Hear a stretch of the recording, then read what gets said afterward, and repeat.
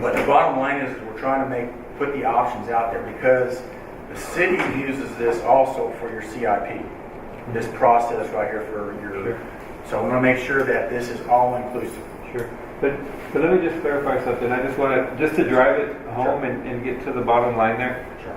So table 3, the local collector streets, worst case scenario is 25% or less, or I guess less than 25% of the current standards. Correct.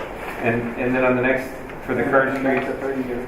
and that's a 30-year deal. But so even under the most rigid of circumstances, and they're all less than 50% on the local collector. I just wanted to clarify that no matter what we're discussing in the specific Yes. way that y'all figured it out, under the worst possible scenario, we're either the worst case is 25% on the collectors of what we currently have, and or 50% less. Worst case scenario for the local street. Okay, That is correct. But again, I started off by talking about new subdivisions.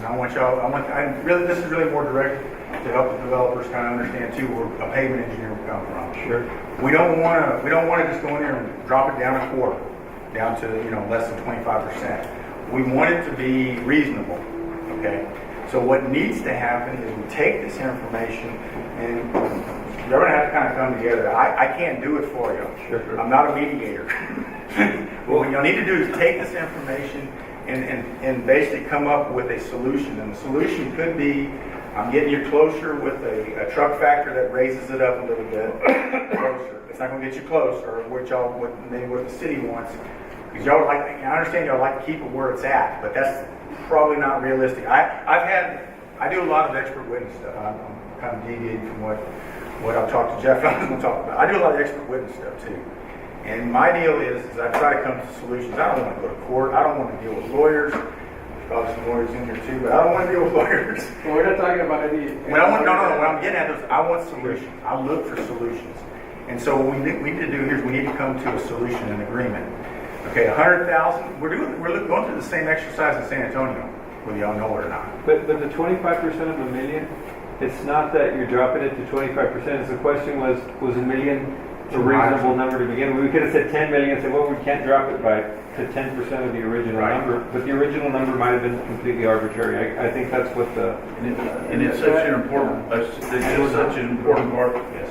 Or what people say out here, especially in the middle income, the lower income, the city may want maintenance-free subdivisions, but our consumers can't afford them. Right. It's just Just one last thing. Yeah, okay. To it, and then to me, we're all going to have to get together and work this out and look at the numbers more. But the one that just stands out when you're trying to do a subdivision is our collectors are way over constructed, and there's too many of them.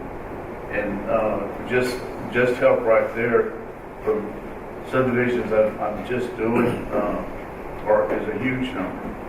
I think from my standpoint, speaking for myself as one of the members of the committee, I'm really not pushing towards a compromise. Okay. What I'm hoping is that we can, through your help, understand what the actual traffic is for the city of Laredo. So that we're not, over-designing, or we are over-designing, that we understand to what percentage we are over-designing, as opposed to coming to some kind of compromise to where you go to a room and say, well, no, let's build to the needs or to the demand of that street. Right.